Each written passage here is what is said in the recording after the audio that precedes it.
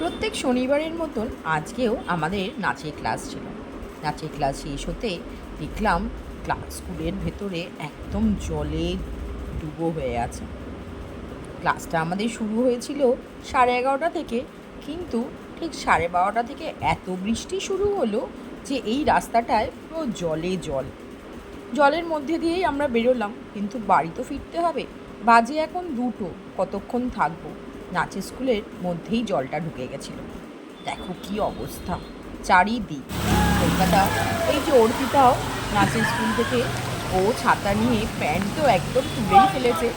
আর আমি, ও ওই দিকে গেল আর আমি আমার বাড়ির দিকে নন্দীবাগানের দিকে এলাম। এই রাস্তাটা এত জল জমে বৃষ্টি হলেই যে বাড়ির মধ্যে সব জল ঢুকে যায়। 105 নম্বরে আমাদের হালকু কসবার এটা। কি অবস্থা দেখো, 1 ঘন্টার বৃষ্টিতে চারিদিক জলে ডুবে গেছে।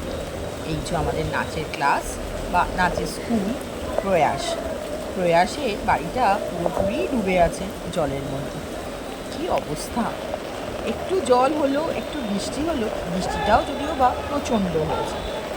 যাক, নাচের ক্লাস ফিরে আমিও যখন বাড়ি ফিরছি দেখলাম নাচের স্কুলের পাড়াটায় বেশ জল জমেছে, কিন্তু আমাদের পাড়াটাতে কতটা জল জমে না।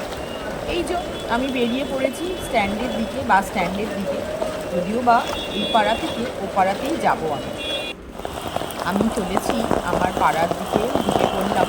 সেখানে অল্প একটু জল জমেছে, কিন্তু আমাদের প্রয়াসের সামনে জলটা এতটাই ছিল যে আমার হাঁটু পর্যন্ত হয়ে গেছে। চলো তাহলে আজ আসি, আমাদের কেমন কাটলো রেইন ডে জানিও কিন্তু।